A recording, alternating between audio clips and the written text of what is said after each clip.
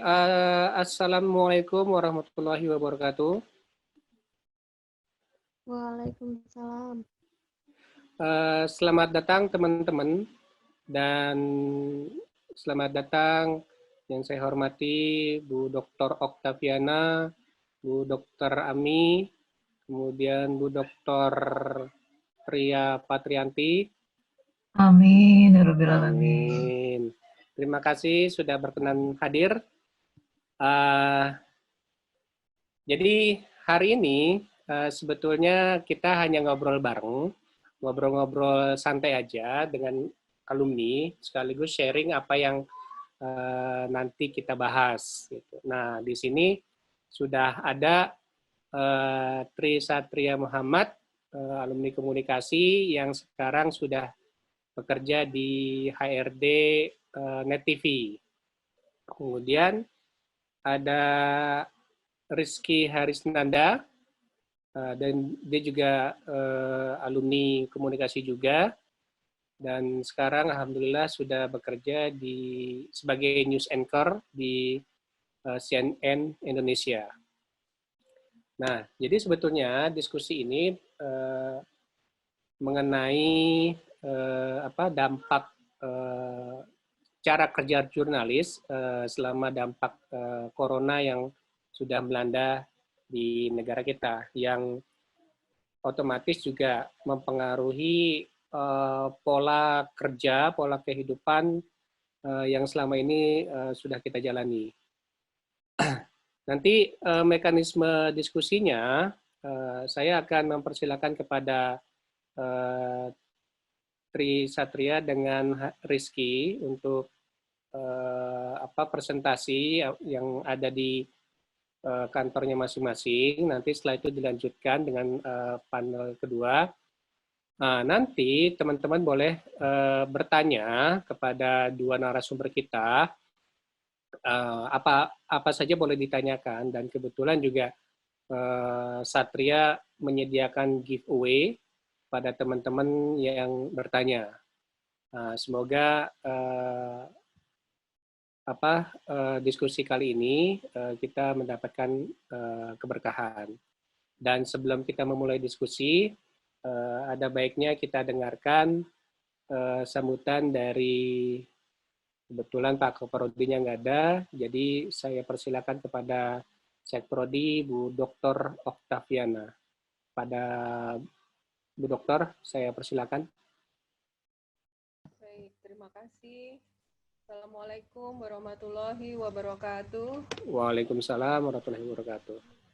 Terima kasih Pak Daniel Handoko, Koordinator, dan teman-teman yang sudah hadir di sini, khususnya pembicara kita hari ini, Tri Satria dan Rizky Hari.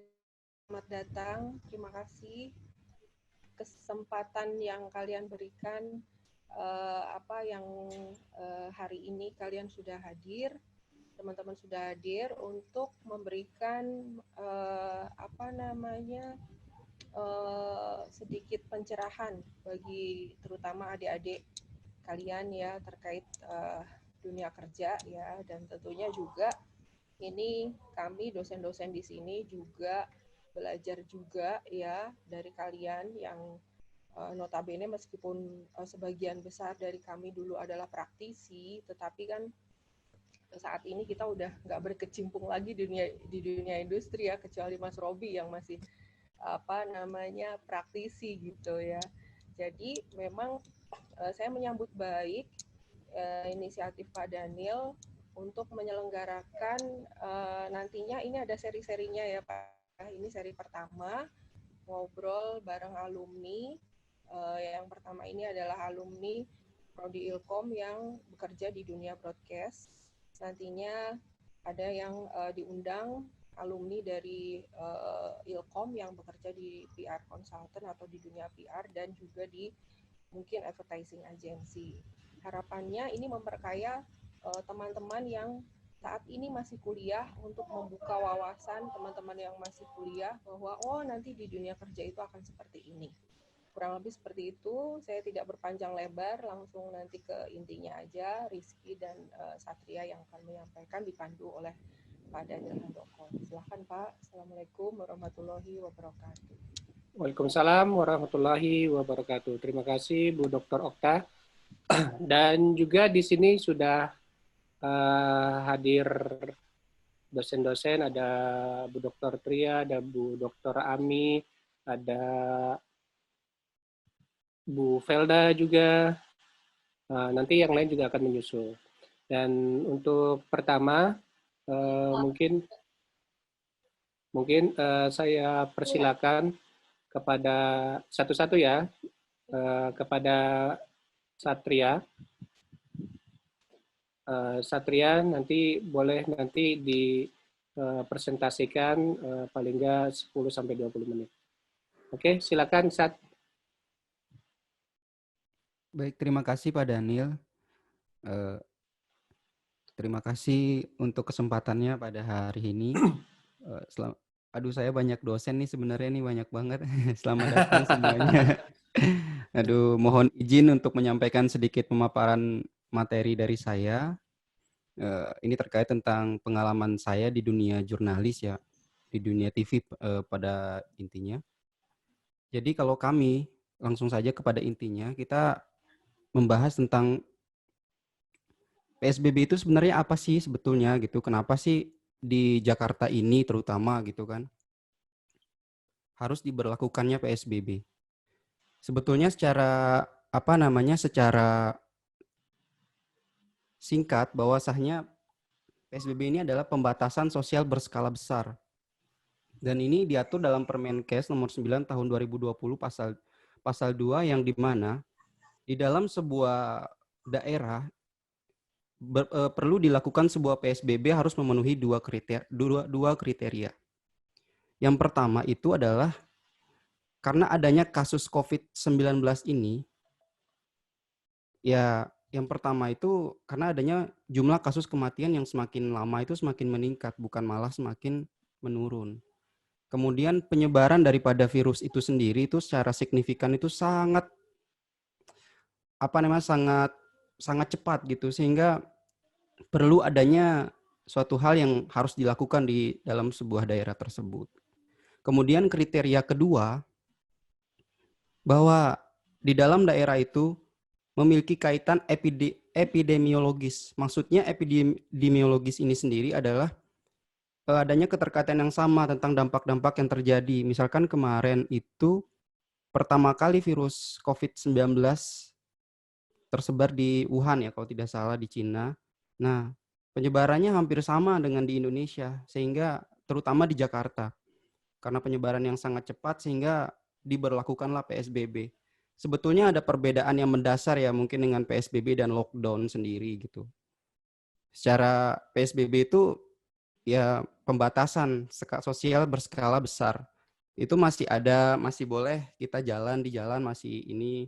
Cuman kalau seandainya lockdown itu sampai saat ini saya belum mengerti betul-betul sebenarnya kata lockdown itu sendiri itu apa? Apakah karena lockdown itu benar-benar dijaga sama tentara, dijaga sama kepolisian, dan betul-betul kita itu tidak bisa keluar gitu dari rumah, dan ya just stay at home gitu, jangan nggak bisa kemana-mana.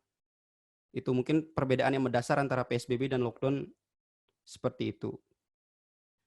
Kemudian fungsi daripada PSBB sendiri dalam secara umum itu adalah katanya ini dianggap mampu mempercepat pengurangan dan penurunan daripada pandemi COVID-19 ini. Mudah-mudahan dengan adanya PSBB ini kita COVID-nya bisa menurun untuk penyebarannya dan pandemi ini cepat segera berakhir. Nah, itu sedikit pengantar dari saya sebetulnya agar kita satu frekuensi ya yang akan kita bahas di sini itu gitu, sehingga nanti sehingga nanti kita lebih mengacu kepada lebih mengarah kepada apa yang akan kita sampaikan nanti. Nah, di dalam PSBB ini memang ada beberapa yang tidak boleh dilakukan gitu kan.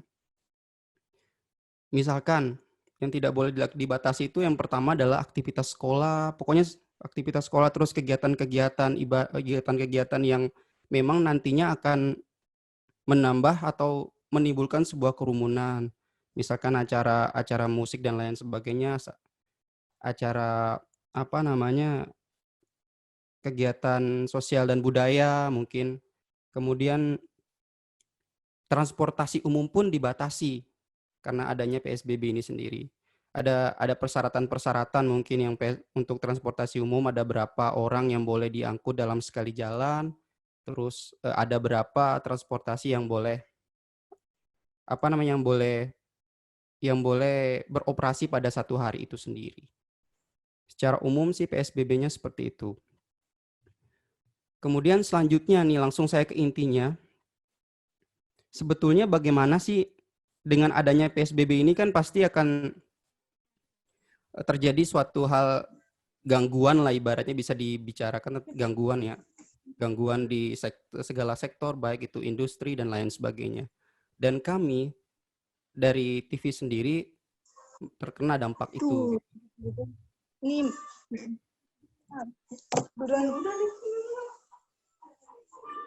Nah, sehingga dalam PSBB ini saya lupa memaparkan bahwasanya memang ada kantor-kantor yang sudah tidak boleh beroperasi dan dilarang beroperasi dalam PSBB ini sendiri. Nah, dalam peraturan pemerintah pun sudah dijelaskan gitu. Ada kantor-kantor sudah tidak boleh beroperasi gitu. Kecuali ada 11 nih, 11 sektor yang masih boleh beroperasi. Misalkan pangan, terus usaha makanan, pokoknya segala bentuk untuk kebutuhan pokok dan lain sebagainya, dan telekomunikasi. Itu salah satunya. Dan kami termasuk dari 11 bagian itu, yaitu bagian telekomunikasi atau pertelevisian. Sehingga kami itu dibebaskan untuk tidak mengikuti aturan PSBB karena sudah diatur di dalam peraturan pemerintah sendiri. Nah, dalam hal ini pun kita juga menyesuaikan kerja kita dalam masa PSBB ini sendiri. Terutama dalam jurnalis kan. Karena jurnalis ini sangat-sangat berpengaruh apabila tidak bisa sampai turun ke lapangan, tidak bisa mencari materi, tidak bisa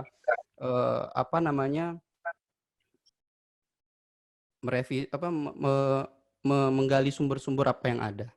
Sehingga timbullah sebuah pertanyaan di dalam pemerintah, dalam masyarakat. Jurnalis itu seperti apa sih kerjanya ketika PSBB? Dia melakukan WFO atau WFH. Nah, sebetulnya dalam masa PSBB ini, hampir seluruh media online, reporter, jurnalis bekerja dari rumah. Secara umum sih seperti itu. Karena juga pun konferensi pers pun banyak yang dilakukan secara streaming sekarang gitu. Terus sidang-sidang, pengadilan saat ini juga sudah live streaming gitu. Terkecuali jurnalis TV. Nah, itu tadi yang saya tanda petikkan, kecuali jurnalis TV dan fotografer. Yang terkadang masih ada yang harus turun ke lapangan. Dalam hal ini adalah jurnalis TV, reporter, fotografer itu bisa juga campers ataupun VJ itu masih turun ke lapangan untuk saat ini. Karena harus mencari berita dan sumber-sumber yang memang harus turun ke lapangan gitu. Dan kalaupun memang harus mengejar narasumber ke lapangan, tetap harus patuhi protokol kesehatan, bahkan harus menyiapkan APD jika memang diharuskan turun ke lapangan. Nah, di sini ada beberapa pertanyaan yang timbul sebetulnya saat masa kerja PSBB ini. Ini akan saya paparkan kerja PSBB versi jurnalis TV ya. Nanti mungkin kalau ada pertanyaan boleh diberikan kepada saya. Yang pertama, bagaimana proses kerja jurnalis TV saat masa PSBB dalam hal menulis, menganalisis, dan melaporkan suatu peristiwa kepada halayak. Itu yang pertama. Kemudian yang kedua, saat masa PSBB, jurnalis itu sebetulnya WFH atau WFO sih gitu. Yang jelasnya gimana sih gitu. Itu yang kedua. Kemudian yang ketiga, jika memang harus turun ke lapangan dalam masa PSBB, hal apa yang harus diperhatikan? Kemudian yang keempat itu, jika harus mewawancarai narasumber dalam masa PSBB, mekanismenya seperti apa? Dapat melalui media online kah atau bertemu langsung? Kemudian yang kelima itu, tips bekerja versi anak jurnalis dalam masa PSBB. Saya jawab yang pertama dulu. Kalau masa kerja versi jurnalis yang pertama adalah tadi untuk pertanyaan pertama adalah kalau untuk sistem kerja, pada dasarnya sistem kerjanya kalau di TV sendiri itu masih sama. Cuman mungkin dibatasi dengan mobilitasnya ya tidak setinggi dengan masa-masa sebelum PSBB sendiri gitu. Cuman yang perlu dijaga adalah SOP keamanan dan kebersihan. Itu perlu dijaga. Sehingga nanti walaupun kita bekerja namun mobilitasnya kita rendah, ya tetap dijaga untuk penyebaran COVID ini sendiri tidak karena kita nanti malah menyebar gitu. Itu yang pertama. Kemudian yang kedua, media komunikasi itu kan menjadi salah satu sektor yang mendapat pengecualian. Tadi sudah saya paparkan. Nah, jadi kebijakan WFH itu tergantung perusahaan masing-masing. Kalau di net sendiri, kalau untuk reporter tadi sudah saya reporter, terus VJ dan lain sebagainya, pokoknya semua bagian news, departemen news, itu sudah dibuatin kayak shift-shiftan, misalkan 1 hari masuk, 1 hari tidak masuk, atau WFH seperti itu. Sudah bisa jadi seperti ini, 1 hari on, 1 hari off, seperti itu. Dan di kantor juga sudah menetapkan hal yang sama. Kemudian yang ketiga, apa sih yang perlu dijaga ketika mungkin dalam bekerja di masa PSBB ini sendiri gitu. Yang pertama, ketika harus turun ke lapangan, kita harus memperhatikan yang namanya protokol keamanan dan kebersihan. Misalkan kalau seandainya jurnalis harus turun ke lapangan, wajib menggunakan masker dan membawa hand sanitizer. Itu benar-benar yang harus diperhatikan banget ketika ingin turun ke lapangan. Dan jangan lupa juga sarung tangan bila diperlukan. Nah, kemudian alat-alat liputan seperti mikrofon ataupun gagang kamera ataupun kameranya pun memang harus dibersihkan dan disemprot dengan hand sanitizer, diinspektan. Nah, sehingga nanti kan ketika namanya juga mobilitas ya di lapangan itu memang kita tidak tahu di mana letaknya, nanti mencari narasumber kan karena kita mengejar kalau seandainya di jurnalis itu sendiri. Kita mengejar narasumber kemana dia ya kita cari gitu kalau di lapangan. Sehingga ya perlu adanya kita benar-benar memperhatikan protokol kesehatan itu sendiri gitu. Enggak hanya itu aja, enggak cuma alat ataupun diri sendiri yang perlu diperhatikan. Bahkan transportasi pun diperhatikan ketika melakukan liputan harus turun ke lapangan. Ya, yang misalkan 1 mobil maksimal 3 penumpang dan tidak boleh lebih. Dan itu sudah kita terapkan di Net TV sendiri seperti itu.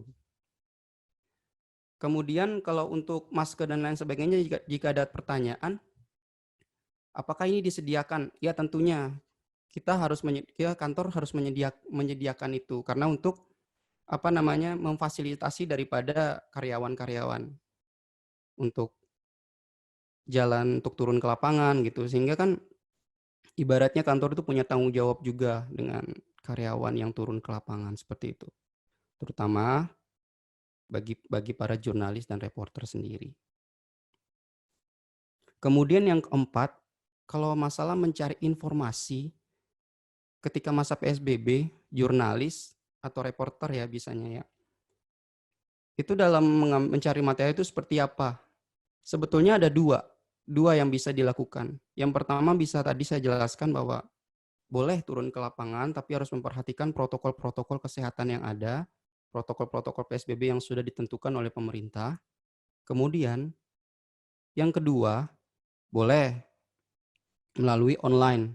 Tapi yang pertama harus dilakukan adalah kita bertanya dulu kepada narasumber, apakah dia bersedia kalau mau diwawancarai langsung ataupun diwawancarai melalui online. Jika mau, jurnalis langsung melakukan wawancara melalui media online. Ataupun dia boleh membuat video tentang pemaparan materi-materi yang telah ditanya oleh jurnalis kepada narasumber, nanti videonya dikirimkan kepada kami sehingga kami bisa melakukan pengeditan dan lain sebagainya. Kita bisa melakukan materi-materinya dipilih mana yang akan ditampilkan sehingga bisa lebih informatif ketika sampai kepada publik seperti itu. Namun apabila yang ingin diwawancara atau narasumber tidak mau atau tidak bersedia untuk melakukan wawancara via online ataupun melakukan wawancara dengan dia mengirimkan videonya sendiri ataupun voice note atau apapun itu, asalkan masih berupa sebuah materi, maka jurnalis atau VJ sendiri harus turun ke lapangan, harus mengejar daripada narasumber itu sendiri gitu. Namun yang perlu diperhatikan adalah tadi saya jelaskan kembali bahwa protokol-protokol kesehatan itu sangat-sangat perlu diperhatikan saat turun ke lapangan. Apalagi kita bertemu narasumber ya. Kita nggak tahu jurnalis itu apakah kita terpapar atau tidak gitu. Terus kita juga nggak tahu nih keadaan si narasumbernya, apakah dia masih terinfeksi virus COVID-19 atau gimana. Dan ini dilakukan agar pandemi COVID ini pun tidak berkembang dengan cepat dengan pesat ini untuk menekan juga angka penyebaran COVID itu sendiri. Yang dilakukan seperti itu.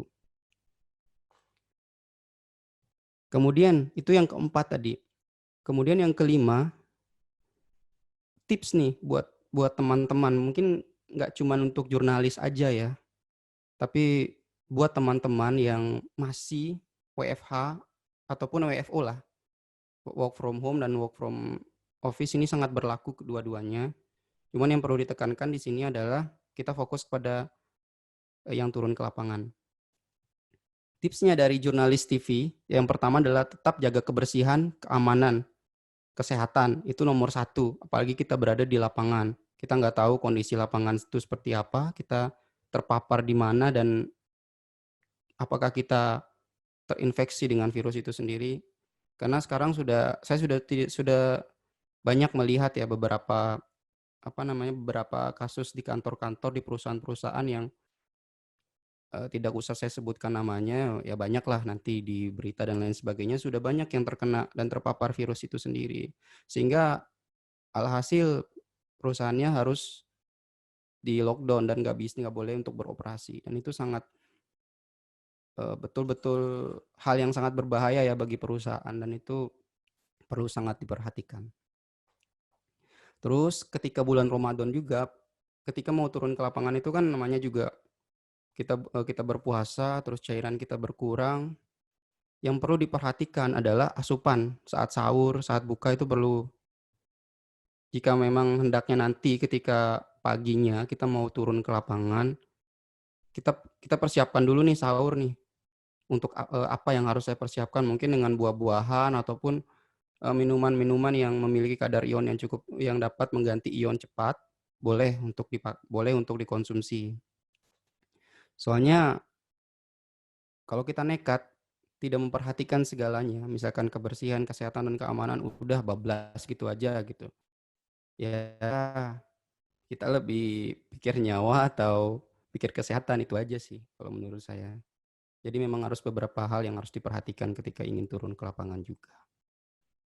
Kemudian mungkin kendala yang saya tambahin sedikit, kendala yang dihadapi oleh jurnalis ketika masa kerja PSBB ini sendiri. Yang pertama, ketika harus turun ke lapangan itu, terkadang kita agak susah untuk mencari narasumber kan, karena memang dengan keadaan yang seperti ini kan kita perlu trik-trik khusus gitu kan. Bagaimana caranya agar bisa berbicara dengan narasumber kalau misalkan dia nggak mau by online ya, harus turun ke lapangan gitu. Itu ada trik-trik khususnya bagi jurnalis TV juga untuk mendapatkan informasi dari narasumber itu sendiri. Nah, itu kendalanya kan sekarang mungkin agak lebih susah ya, karena memang kan PSBB ini membatasi segalanya sebetulnya. Kecuali kita sudah punya hal-hal yang bisa kita gunakan gitu secara tricky aja gitu di lapangan. Kemudian kalau misalkan by online mungkin kendalanya adalah yang pertama, kendala jaringan, yang kadang kan kita tahu lah, kalau saya di dalam ilmu komunikasi kan teori Laswell, how says what image channel to whom with what effect. Kayak gitu. Karena di dalam berkomunikasi kan, baik itu melalui media online dan lain sebagainya ataupun secara langsung kan, pasti ada noise. Noise-nya di ketika online itu adalah jaringan yang mungkin karena kebanyakan kadar orang yang menggunakan si jaringan ini, sehingga banyaknya buffering atau dan lain sebagainya, sehingga informasi tidak tersampaikan secara baik gitu ketika mencari dan menggali materi melalui narasumber gitu. Itu yang pertama, jaringan. Kemudian yang kedua adalah keterbatasan waktu mungkin ya di media online. Wah, saya pasti akan ada banyak alasan nih dari narasumber nih. Wah, sebentar dulu saya ada ini, sebentar dulu saya ada ini. Sehingga kita akan terkendala dalam mencari dan menggali informasi melalui narasumber. Bahkan ketika ingin membuat video, mungkin kita harus betul-betul perhatikan dan kejar si narasumber kalau dalam hal ini. Kira-kira kapan Pak bisa mengirimkan materinya, pertanyaannya melalui video kepada kami. Sehingga nanti kita tidak dikejar-kejar dengan deadline untuk ditampilin ke publik gitu. Seperti itu sih kalau menurut versi kerja PSBB menurut Jurnalis TV. Mungkin nanti akan saya paparkan lebih banyak lagi ketika ada pertanyaan sih menurut saya. Sekian Pak Daniel yang dapat saya sampaikan. Kemudian saya lemparkan kembali kepada Pak Daniel. Terima kasih. Oke, terima kasih Mas Satria. Nampaknya cukup berpengaruh juga ya dampak COVID-19 di Net TV ya. Betul. Sampai ini ya, kayak puasa Daud ya kerjanya ya. Memang Jadi, semua sudah harus di ini Pak. Memang semua diberlakukan seperti itu karena kita juga mendukung kan untuk penyebaran COVID ini tidak berlangsung dengan lama gitu, biar cepat aja ya. Tapi boleh tanya ya nggak, berpengaruh juga nggak ke produksi non berita acara-acara TV itu? Kalau untuk produksi sendiri sih kita hampir semua ya, bukan tidak bekerja secara biasanya kan kalau di TV kan ada yang 5-5-2 kayak gitu-gitu ataupun 3-4 tergantung shiftingnya masing-masing. Nah, mungkin berpengaruh kepada shifting sih, kita harus menyesuaikan lagi dalam produksinya. Misalkan dalam tahan dulu, nanti kita perluas lagi di diskusi biar pada penasaran. Siap. Selanjutnya, nah ini yang sering muncul di TV nih, yang sering nonton CNN. Ya, ini Mas Rizky Harisnanda, alumni juga, dan sekarang jadi news anchor di CNN Indonesia. Nah, kita pengen dengar nih bagaimana dampak COVID-19 di CNN, terutama di aktivitas news anchor-nya. Gitu. Oke, saya persilakan Mas Rizky. Suaranya di-unmute dulu. Mas Danang boleh? Oke, sudah. Oke, terima kasih. Silakan Mas. Oke, Assalamualaikum warahmatullahi wabarakatuh. Waalaikumsalam. Sebelumnya saya ucapkan terima kasih buat Pak Daniel, ada Bu Okta juga tadi, Bu Ami, dan juga Bapak Ibu dosen yang lain atas kesempatannya. Perkenalkan, saya Rizky Harisnanda, tadi udah disinggung Pak Daniel sih ya. Saya bekerja di CNN Indonesia, dan kalau misalnya bahas tema kerja jurnalis di masa PSBB, kami di CNN Indonesia sebenarnya sih, saya merasa beruntung gitu, kantor saya soalnya lumayan cepat untuk bikin kebijakan. Jadi, waktu itu saya ingat, waktu diumumkan sama Presiden, kasus 1 dan kasus 2 positif di awal bulan Maret, itu kantor kami di CNN Indonesia tuh langsung bikin kebijakan gitu. Langsung bikin kebijakan untuk merubah ritme kerja segala macam. Jadi waktu itu saat udah diumumkan, biasanya kan kita kalau di CNN Indonesia itu jadi ada dua departemen untuk jurnalis dan juga anchor. Jadi kalau misalnya wartawan itu dia akan masuknya divisinya ke news gathering. Terus kalau misalnya anchor itu masuknya di news production gitu. News production itu termasuk anchor, kemudian produser. Nah, kalau yang ke lapangan itu masuknya di news gathering. Nah, jadi kalau misalnya saya kebetulan di news production, itu waktu itu hari itu diumumkan, itu langsung eh, pola kerja kita, waktu kerjanya langsung berubah gitu. Jadi sebelumnya normal itu kan kita 5 hari kerja, 2 hari libur. Tapi waktu udah diumumkan itu langsung malamnya kayaknya diumumin, oke kita langsung mulai besok itu pola kerjanya adalah 3-3. Jadi 3 hari masuk, 3 hari libur. Gitu. Nah, waktu itu saya sempat kontak juga ke teman-teman news anchor yang lain. Waktu itu saya tanya anak Kompas TV, terus tanya juga anak SCTV gitu. Mereka belum gitu. Bahkan mungkin baru ada kebijakan yang sama itu SCTV itu kalau saya nggak salah 2 minggu setelah CNN menerapkan itu, terus mereka juga akhirnya menerapkan hal yang sama 3-3. Terus Kompas TV ini agak lama.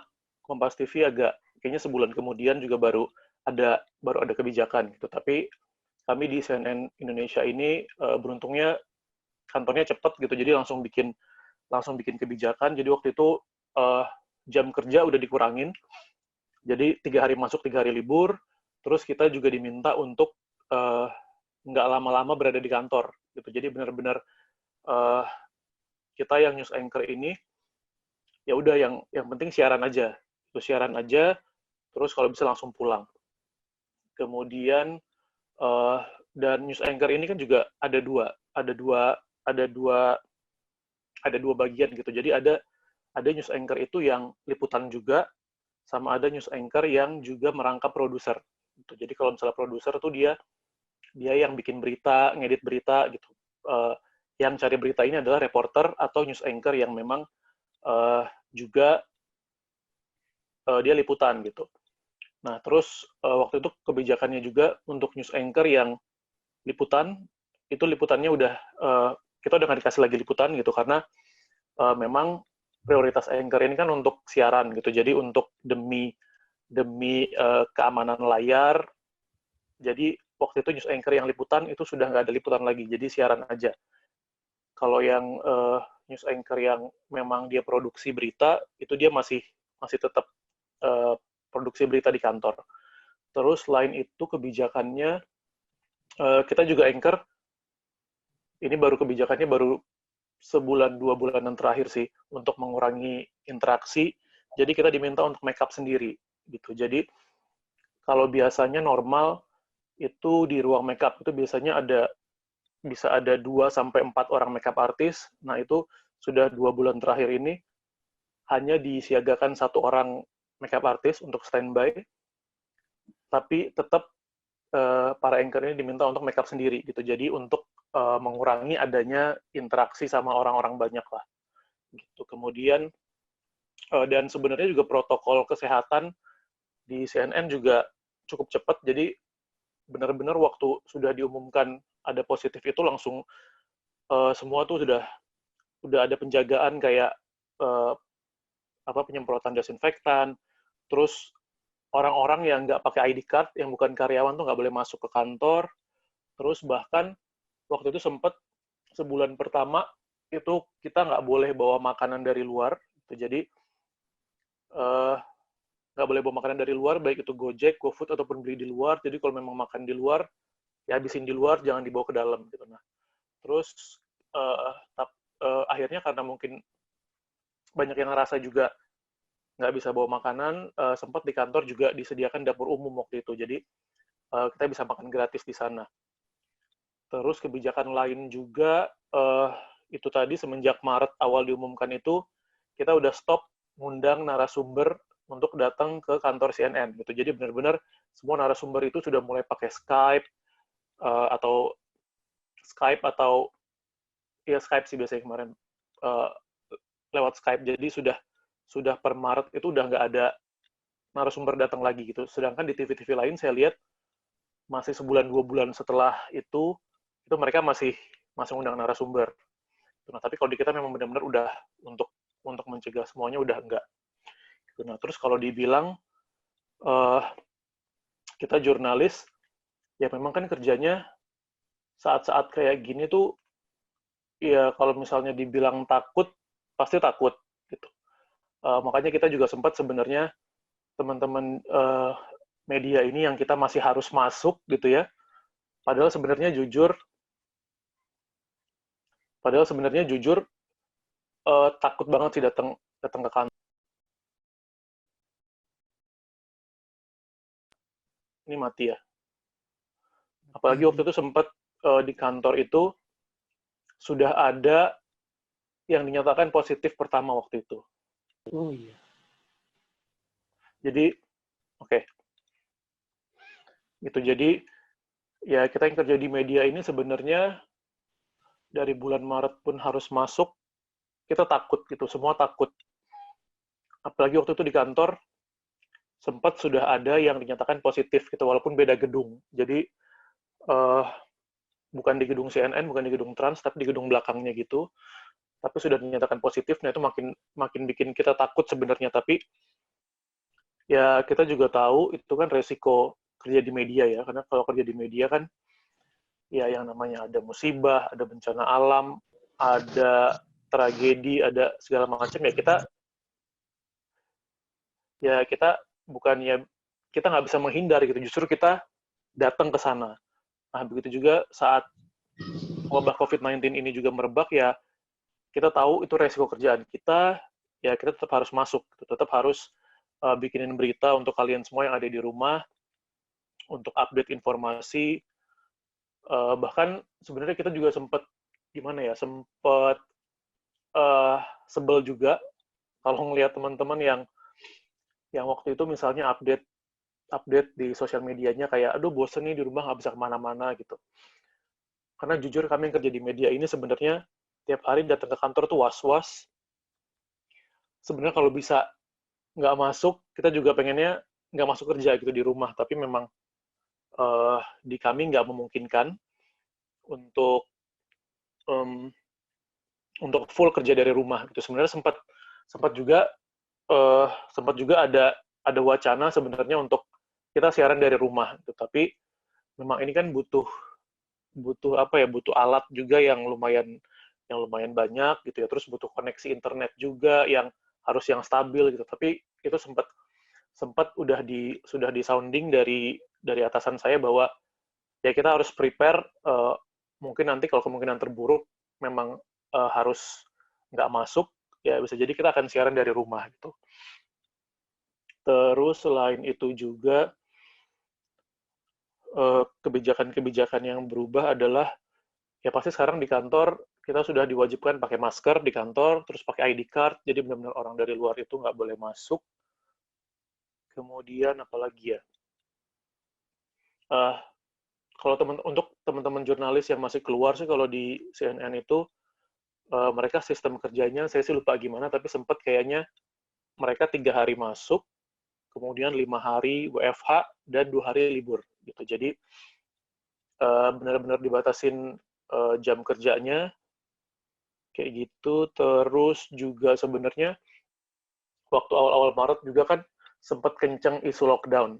Jadi waktu itu kita di CNN juga sudah mulai antisipasi kalau nanti benar-benar Jakarta di lockdown, itu kantor sudah ada wacana untuk sewa penginapan gitu ya, untuk nanti mengakomodir teman-teman yang tinggal di luar Jakarta kalau misalnya nanti memang Jakarta lockdown. Jadi waktu itu sudah ada wacana itu, karyawan sudah mulai didata, diminta domisilinya di mana untuk ngedata berapa orang sih yang ada di luar Jakarta gitu, untuk nanti ya kantor ini prepare untuk mulai mendata kira-kira tempat penginapan, entah itu hotel atau kos-kosan yang mungkin dekat kantor yang kosong, yang untuk nanti teman-teman yang tinggalnya di luar Jakarta. Terus selain itu juga, apalagi kebijakannya ya, teman-teman jurnalis juga, ada juga beberapa program memang, kalau di CNN ini kan semuanya berita.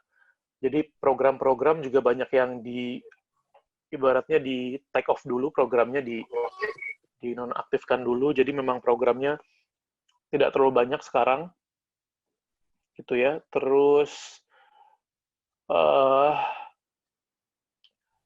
ya pokoknya intinya sih sekarang kami yang kerja di media ya sedikit was-was, tapi juga di lain sisi ya kita tahu itu resiko pekerjaan. Jadi mungkin bagi teman-teman yang alhamdulillah WFH ya dinikmati aja gitu ya, karena kita yang masih masuk kerja dan harus kerja ini sebenarnya setiap hari tuh takut gitu. Karena ya walaupun mungkin cuma rumah kantor, tapi kan di kantor kita nggak pernah tahu gitu ya, kita kena virus di mana atau mungkin ada yang positif, terus kita masih harus pulang ke rumah, yang mungkin nanti kita bawa ke rumah itu sih yang jadi pikiran saya selama ini, tapi alhamdulillah sampai sekarang sih baik-baik aja karena saya juga tetap ikut protokol kesehatan dan kebersihan gitu. Misalnya pulang dari kantor biasanya itu langsung cuci tangan, terus kalau bisa mandi, kemudian juga ganti baju, langsung dicopot semua, dimasukin ke baju kotor dan langsung dicuci. Itu jadi kalau nanti mungkin kita jadi carrier, ya kita nggak bawa ke rumah. Gitu. Jadi pokoknya intinya sih buat teman-teman yang alhamdulillah bisa ada di rumah, nggak keluar rumah, bisa WFH, disyukuri, dinikmati, jangan ngeluh bosen, jangan anggap itu jadi hal yang nggak enak, karena percayalah itu hal terbaik yang bisa kita lakukan saat kondisi sekarang ini. Kayaknya itu aja sih, Pak Daniel.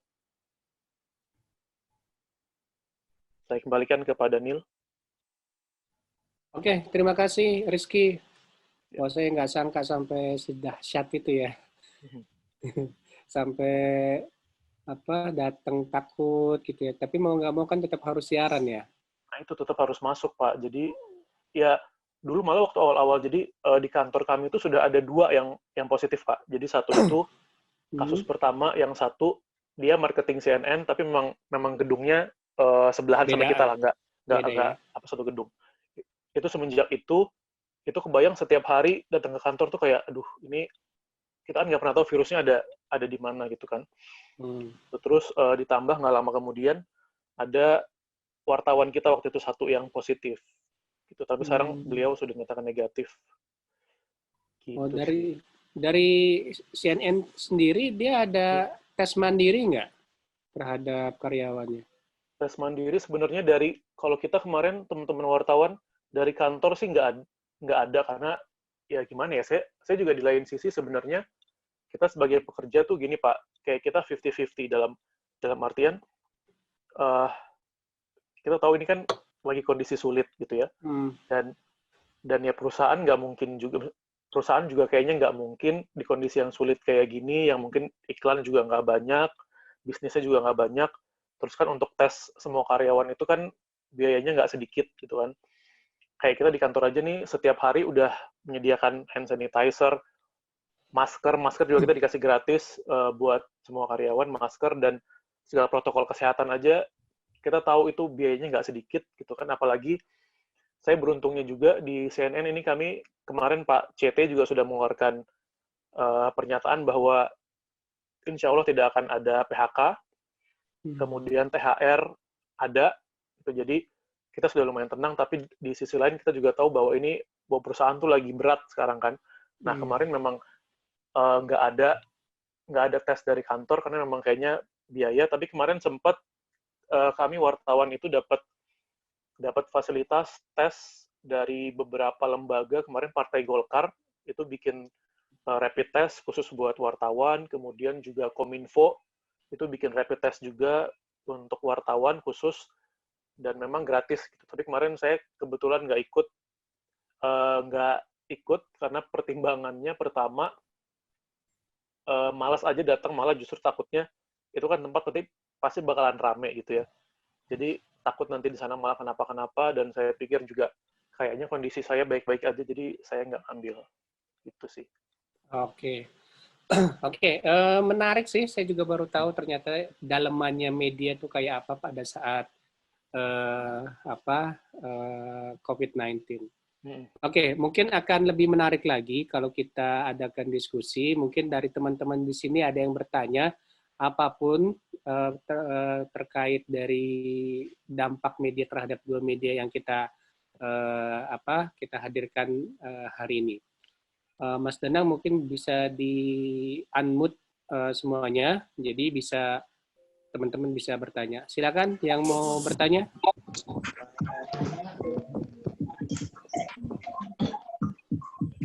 Yang ingin bertanya?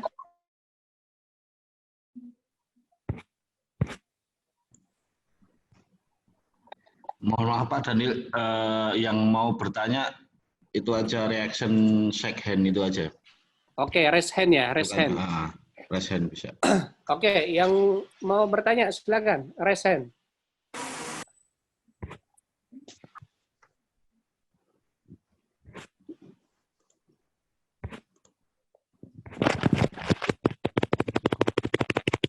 Yang ingin bertanya?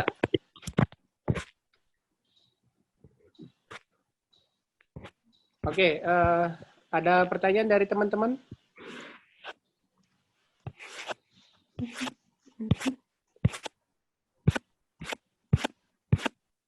Oke, mungkin ini pertanyaan saya buat Mas Satria dan Mas Rizky. Yang pertama buat Mas Satria. Selama COVID-19 ini, apakah masih ada rekrutmen atau yang sebagainya lah gitu? Rekrutmen masih berjalan nggak? Nah, terus buat Rizky, karena pembatasan juga secara internal, kira-kira prioritas program apa aja yang masih tetap dipertahankan?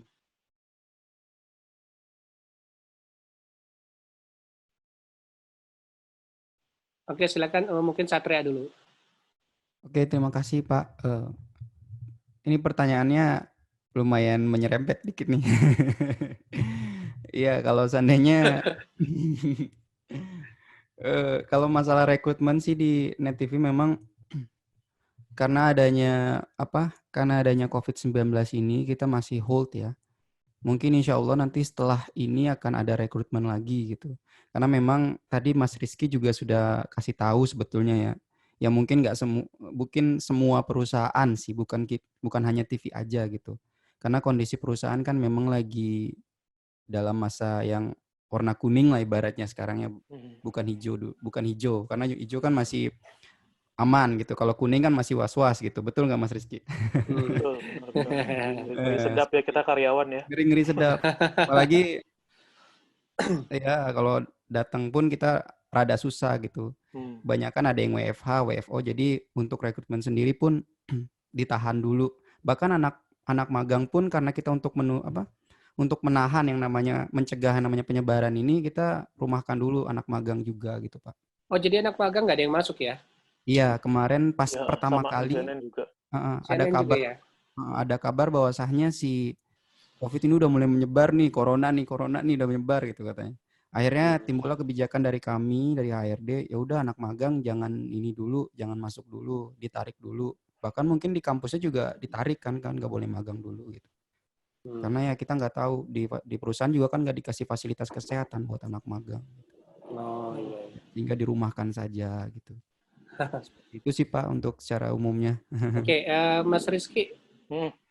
Oke, mungkin sebelum saya jawab pertanyaan Pak Daniel, saya mau ikutan soal yang tadi juga dibahas sama Satria. Oke, boleh.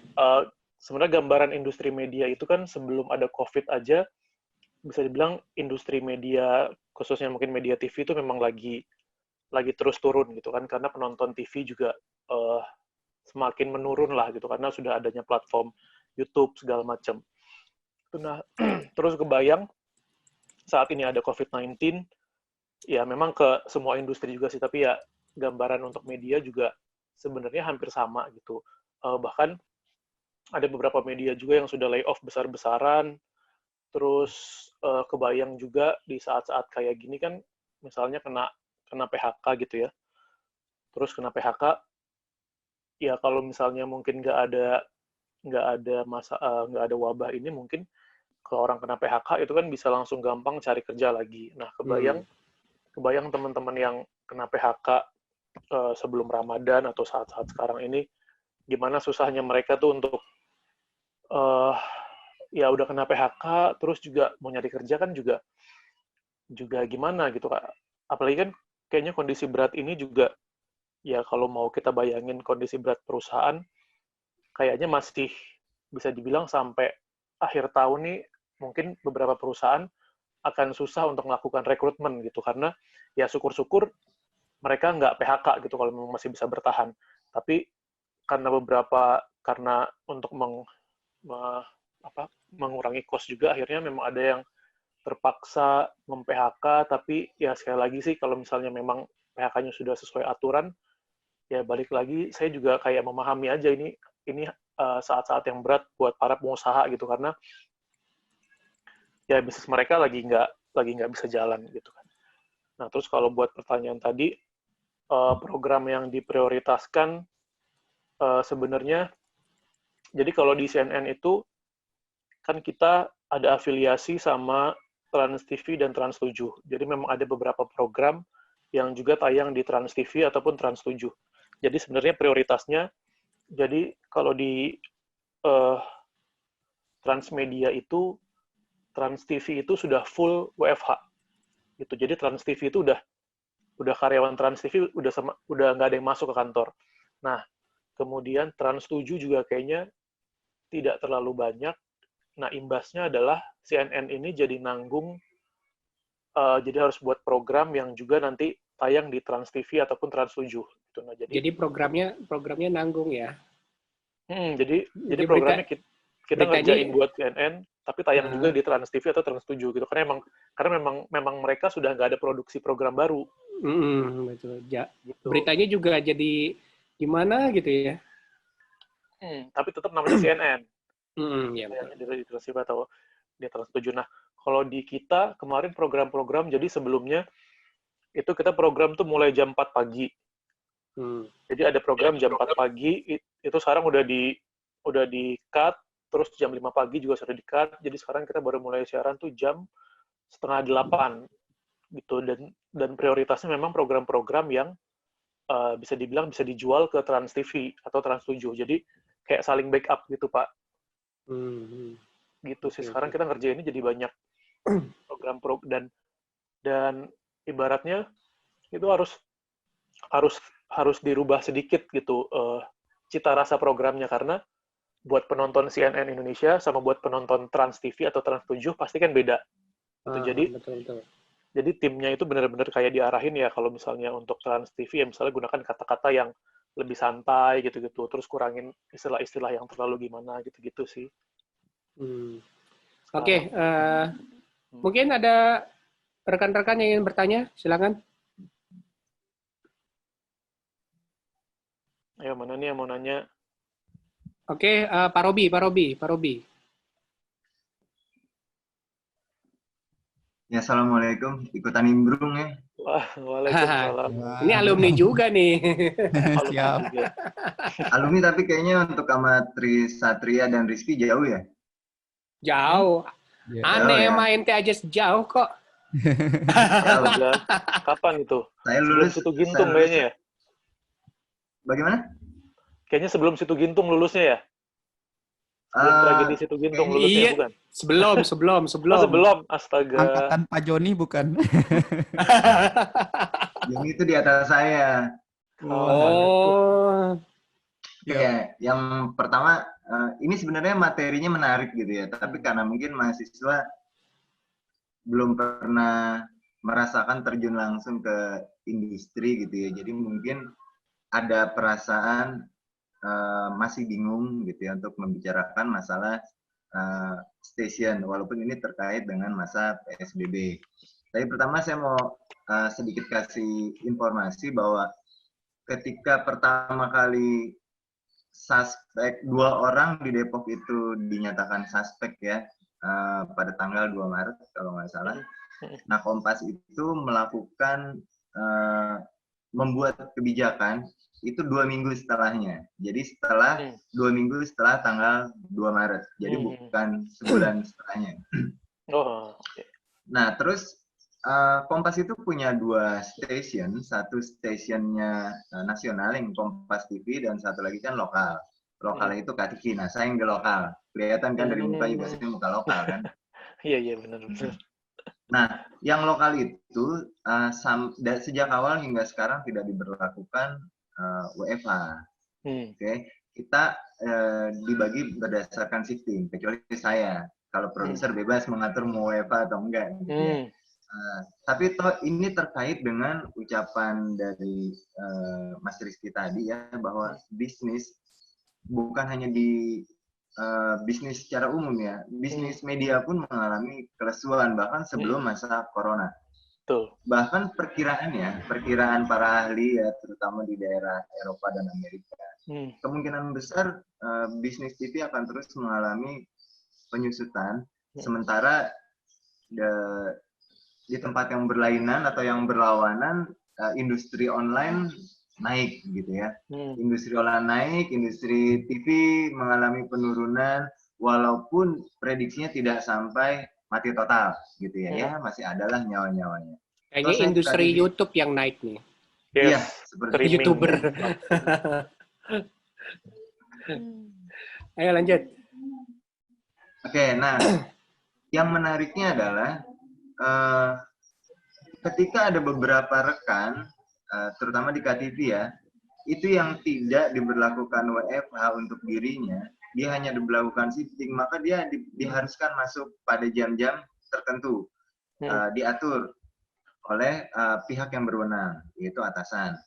Nah, mereka itu tentu saja mengalami rasa takut, terutama yang rumahnya jauh dari kantor. Misalnya ada yang rumahnya di Cilengsi, ada yang di Bogor, dan seterusnya. Mereka terpaksa harus berdesakan, di awal-awal ya, harus berdesakan tetap di kereta. Kalaupun mereka harus menggunakan kendaraan pribadi, itu jaraknya sangat jauh sekali gitu ya, ke Palmerah dari Bogor. Nah, lalu saya pernah bertanya sama atasan, dan kemudian ini akhirnya didiskusikan, apa fasilitas yang didapati oleh teman-teman yang memang dipaksa dalam tanda kutip harus masuk, seperti reporter, kameramen gitu ya. Apakah mereka diberikan fasilitas tertentu atau jaminan tertentu? Ternyata ya fasilitasnya seperti yang tadi sudah disebut sama Satria dan Rizky, standar saja gitu ya. Misalkan masker, hand sanitizer, terus clip on dan kamera ditutupi kerudung, seperti itu saja gitu loh. Nah, untuk di KTV sendiri karena lokal itu berbeda kebijakannya dengan di Kompas TV. Kompas TV itu ada jaminan ya, tapi saya belum tahu pasti karena saya tidak menelusuri ini.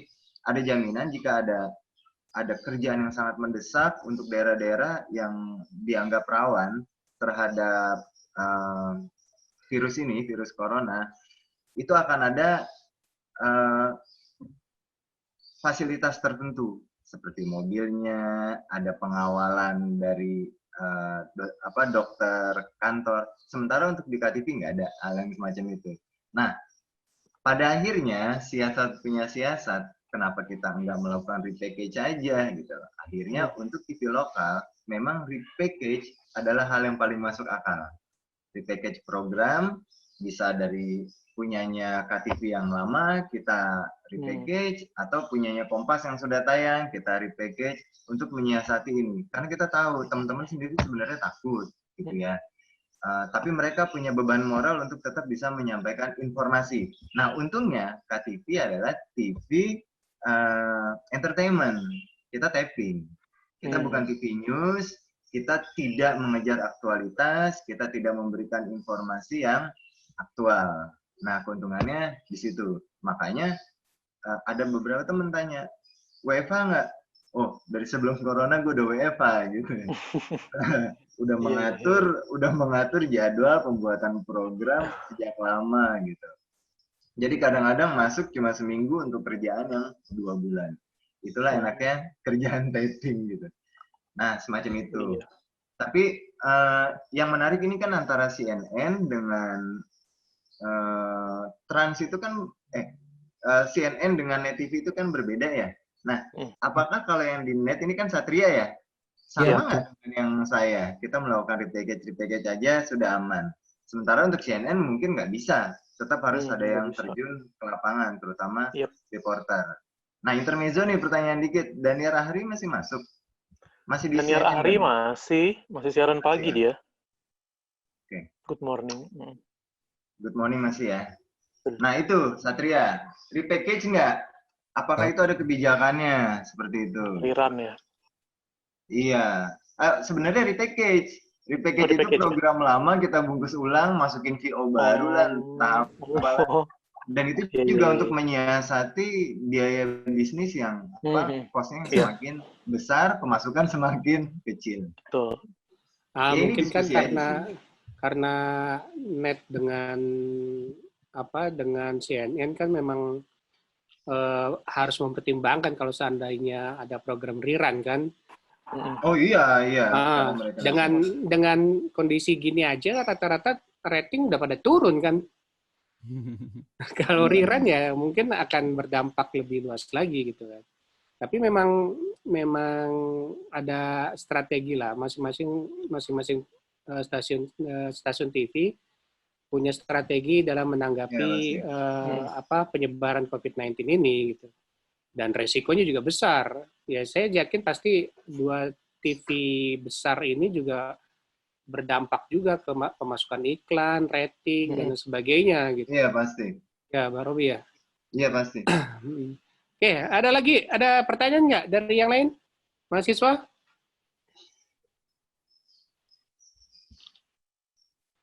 Wah, mahasiswanya pada kemana ini? Kayaknya, Ayolah, dapat ini loh, dapat kita apa? kali lemes kali Pak. Oke, di sini Satria sudah menyiapkan giveaway. Saya kasih giveaway ntar buat yang nanya. Buat saya aja dong, kalau nggak ada yang nanya. Aduh, mantap. Nissan ya?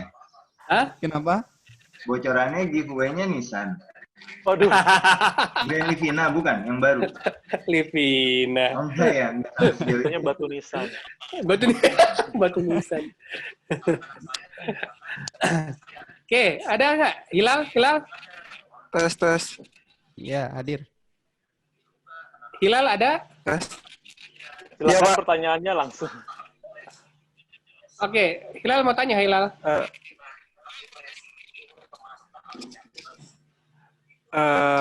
Assalamualaikum warahmatullahi wabarakatuh. Waalaikumsalam. Warahmatullahi wabarakatuh. Sebutkan nama. Mungkin saya mau nama sama NPM-nya ya. Nama saya Hilal. Catat. NPM saya 2019 140 279. Saya mau tanya. Sama siapa nih? Khususnya untuk di CNN. CNN sama Net. Mas yang CNN. Iya. Oh, oke. Net juga nggak? Di Mas yang CNN. Oh, CNN. Iya, boleh juga. Oke. Silakan Hilal. Ya, khususnya untuk report news masalah COVID-19 ini ya. Yang saya tanyain, ketika mau wawancarai atau kan setiap hari di TV selalu di-report dalam jumlah yang positif atau semua data masalah COVID ini selalu di-report kan. Ada nggak sih hambatan dalam mensinkronkan datanya gitu loh, kayak kebenaran datanya, kevalidan datanya, kayak gitu. Dan ada apa namanya, kan kadang di beberapa media ada perbedaan data. Nah, gimana untuk selalu konsisten dalam menjaga kepercayaan publik terhadap data yang disampaikan oleh stasiun TV-nya? Gitu sih. Oke, tandanya ya. Data. Oke, datanya akurat nggak gitu. Pernah selisih nggak sama data pusatnya gitu ya?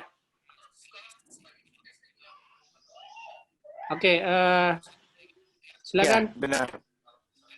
Silakan. Oke, kalau misalnya untuk validitas data sih, kalau memang kita di CNN ini kan banyak ya gitu, maksudnya ada di beberapa negara gitu. Nah, kalau kita memang ada satu website, saya lupa apa ya, Worldometer kayaknya, itu yang jadi acuan kita dan grup CNN juga di seluruh dunia gitu. Nah, itu sementara ini sih itu update sih, itu yang selalu kita pakai untuk menyajikan data baik di seluruh dunia ataupun di Indonesia. Jadi kalau misalnya di kita, kalau mungkin pernah nonton CNN, itu kita ada di beberapa program tuh ada update harian jumlah korban. Nah, itu benar-benar kita bisa cek seluruh dunia. Jadi ada kayak semacam kita bisa touchscreen gitu. Jadi ada di seluruh dunia. Terus bahkan di Indonesia sendiri kita bisa klik mulai dari jumlah seluruh di Indonesia. Terus kita bisa klik per kota juga. Misalnya kita klik Jakarta, itu akan ada. Kita klik Bali berapa gitu. Jadi validitas data sih kita yaitu dari satu website. Saya lupa ini namanya apa. Pokoknya itu yang dipakai sama CNN. Worldometer kalau nggak salah.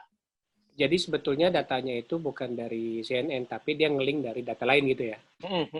Jadi seluruh dunia memang Oke. billing di situ.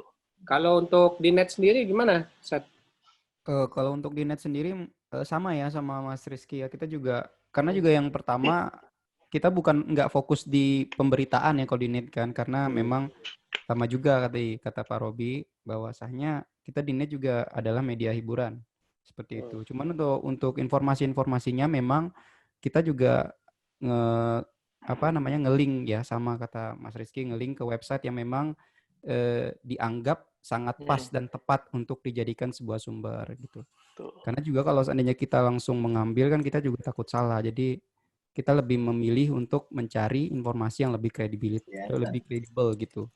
Misalkan informasi tentang COVID di seluruh dunia sudah ada yang menyediakan. Dan mereka juga perhitungan statistiknya juga udah ada di situ. Seperti itu sih, kurang lebih. Oke, ada yang lain? Teman-teman? Pak, saya mau nanya, Pak. Oke, Fahmi, silakan Fahmi. Iya, nama saya Fahmi, NPM 2019-140124. Saya ingin bertanya, dari kebijakan Dewan Pers itu sendiri, ada gak imbauan keras tuh tentang jurnalis terhadap COVID-19? Oke, dari Dewan Pers, himbauan untuk media ya? Iya, untuk media. Oke, untuk media terkait dengan COVID-19 ya? Iya. Oke. Silakan Satria dengan Rizky. Satria dulu kali ya. Boleh. Kalau mungkin himbauan keras sih enggak ya. Kalau untuk untuk yang kita, karena turun ke lapangan juga dan lain sebagainya. Karena kan di TV juga kita memberikan informasi dan sudah saya jelaskan tadi di pemaparan saya presentasi bahwa memang ada 11 sektor yang memang masih diperbolehkan beroperasi gitu. Ya mungkin lebih bukan dihimbau keras atau gimana, cuman disarankan dan diberikan pengarahan bahwa jika nanti akan mencari informasi turun ke lapangan yang saya bilang tadi itu harus memperhatikan protokol-protokol kesehatan yang sudah ditentukan oleh masyarakat, oleh pemerintah maksudnya seperti itu. Misalkan penggunaan hand sanitizer, terus alat-alat yang digunakan itu disemprotkan di inspektan, terus menggunakan masker, APD ketika turun ke lapangan kayak gitu. Kemudian mungkin dengan mobilitasnya dikurangin, sama ketika menggunakan transportasi pribadi atau transportasi kantor gitu dibatasi untuk untuk penumpangnya. Tadi yang saya bilang kalau di net ya maksimal 3 orang, 1 supir, 2 VJ sama reporter gitu. Misalkan kalau memang harus turun ke lapangan. Nggak ada sih kalau dari kita. Kalau tayangan 86 masih jalan nggak? Kalau 86 ya. Karena masih di 86 86 kalau kan ini talk show gimana? Ini talk show. Ini talk show. Ya baik, mau dijelasin saja di sini. 86 tuh seru kan malam-malam, tapi kan kalau WFH gini gimana caranya tuh? Kalau 86 sendiri sih memang kata Pak Robi tadi memang kita juga taping ya sistemnya kalau 86 ya. Nggak live gitu. Jadi memang sudah insya Allah kita punya konten-konten produksi yang memang sudah disiapkan sebelum WFH itu sendiri gitu. Sudah banyak lah ibaratnya dan mencukupi lah untuk konten-konten yang akan disampaikan 86. Tapi untuk sekarang sih terakhir saya informasi dari tim campersnya kemarin pas awal minggu pertama si COVID ini, masih sempat syuting gitu. Tapi Oh sekarang gitu. sih sudah nggak ada sih untuk penugasannya. Oke. Tadi Mas Rizky nanya ini talk show ya. Ini talk Ganti show. jadi ini Ramadan sekarang. Oh, Habis ini beneran. Ramadan ganti lagi ini talk show. Jadi sepi gitu. ya, nggak ada ini penontonnya. Iya, betul, kita memang sudah di gedung juga udah nggak boleh masuk untuk untuk penonton itu. Ya benar kata Mas Rizky. Yang boleh masuk yang hanya memiliki ID card ya. ID card, terus ditembak juga pakai itu mesin yang untuk Mesin. biar Ini ya, ringan bicaranya, suhunya. Pak, nggak usah terlalu serius. Saya sakit perut kalau serius, Pak. Apalagi puasa nih, jadi harus santai-santai. Iya, dari tadi santai aja. Terus kalau di CNN bagaimana CNN? Kalau di CNN sih, kalau misalnya tadi ditanya dari Dewan Pers, saya nggak terlalu ini sih ya, entah ada atau enggak imbauan keras dari Dewan Pers, tapi yang pasti sih dari kebijakan kantor gitu. Yang pertama misalnya ya kan setiap hari kan tadi dicek suhu tubuh thermal gun kan. Jadi kalau misalnya memang demam sih udah pasti disuruh pulang. Gitu. Oh, gitu. Nggak harus masuk kerja. Jadi dari depan pun sebelum masuk ke lobi kantor kan sudah dicek suhu tubuh. Nah, yang sudah pasti demam udah pasti nggak boleh masuk. Jadi mendingan pulang. Gitu, disuruh pulang. Jadi ya apalagi yang ke lapangan gitu ya. Maksudnya ya yang terjun ke lapangan ini karena resikonya lebih besar, ya pasti harus dalam kondisi sehat, terus juga pasti pakai masker, terus di bawa hand sanitizer, sama terus tetap, pokoknya yang sering diingatkan adalah tetap patuhi protokol kesehatan, dan selalu dibilang sama kantor kita tuh tidak ada berita seharga nyawa gitu. Jadi selalu dibilang kalau misalnya memang ada satu liputan yang di situ kan sebenarnya dari kita wartawan juga saat liputan itu kan sudah ada kebijakan khusus misalnya untuk kayak jaga jarak, nggak boleh deket-deketan kan, nggak boleh dempet-dempetan. Jadi ada jaraknya. Nah, selalu dibilang sama kantor pokoknya kalau misalnya dalam satu liputan itu nggak kondusif, tiba-tiba mereka semua ngumpul lagi karena di beberapa karena banyak juga yang misalnya liputan konferensi pers gitu ya, misalnya yang nggak memungkinkan misalnya untuk streaming, tapi kita harus datang liputan karena mungkin harus lihat misalnya mereka lagi mau ngasih lihat bantuan misalnya, itu kan harus datang ke sana.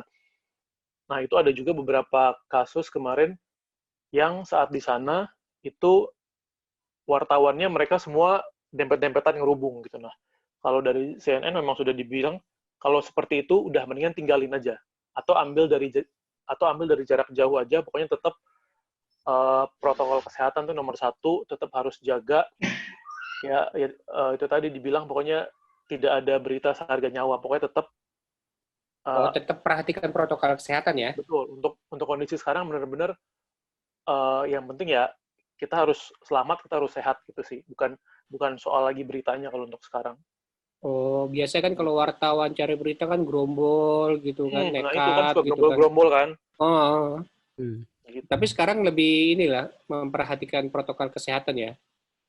Sekarang sih sudah mulai. Kalau dulu awal-awal kemarin bahkan ada beberapa kementerian atau BUMN kayaknya yang justru sangat disayangkan, mereka malah yang apa ya, nggak mengkondisikan untuk para teman-teman media ini untuk misalnya bisa berjarak gitu sih. Oke. Oke, teman-teman ada lagi? Rehan? Halo, ada lagi? Rehan Saputra? Halo, Pak. Boleh nanya, Pak? Oh, Jordi. Oke, Jordi. Iya. Jordi. Pak Robi, catat nih senior nih. Jordi. Ya, Jordi Jordi Satriadi, namanya Pak. udah paling atas, saya absen. Oh, Oke, silakan Jor. Iya, Jordi Satriadi 2013-14-082. 2013. Saya tahu bunyinya nih. Saya tahu bunyinya nih. Tahunnya nggak usah disebut, Pak Daniel. Ini mau Seangkatan mau sama nanya. Satria nih. Ayo, Jor. Iya, mau nanya. Tadi setelah pemaparan dari Mas Rizky, terlepas dari masalah COVID-19 ya, Kayak bagaimana sih alur kerja dari sebuah berita nih, dari sebuah peristiwa sampai berita siap disiarkan ke publik gitu. Bisa dijelasin nggak sih Mas? Saya penasaran aja untuk lebih ke wawasan aja sih. Oke, ini yang bertanya orang iklan, jadi belum tahu alur kerja jurnalis kayak apa gitu. Nggak apa-apa, mana tahu dia jadi jurnalis kan? Amin. Wartawan nanti ya. Oke, silakan. Rizky juga ini kan bukan jurnalis tadinya, dia PR ya. Tadinya bukan, PR. Dia jurusan PR di, kalau nggak salah saya nguji skripsi kamu ya. Iya, betul Pak. Pak Daniel yang uji. Oke. Nah, jelaskan Rizky. Kamu kan background-nya sebetulnya kan PR, tapi terjun ke jurnalis. Mungkin bisa share bagaimana alur kerja jurnalis, pencarian berita sampai dinaikin. Oke, silakan. Oke, jadi mungkin pertama buat teman-teman yang nanti mau kerja di media harus tahu dulu ya kerja di media, ya sebenarnya kerja di media dan kerja dimanapun sama sih, pasti ada enak ada enggaknya gitu. Nah kalau kerja di media ini pertama kita nggak ada yang namanya tanggal merah libur gitu. Jadi kita sistem kerjanya memang kalau di saya CNN 5 hari kerja 2 hari libur gitu. Nah jadi mau tanggal merah maupun itu Lebaran, mau Natal, mau apa, itu selama itu bukan waktu kerja kita ya kita nggak libur gitu, kecuali mungkin nanti ada ngajuin izin atau ada keperluan di hari itu pun juga kalau misalnya diterima izinnya. Itu pertama itu dari waktu kerja. Terus kalau alur berita, jadi kalau saya sih biasanya gini dulu. Pokoknya itu setiap malam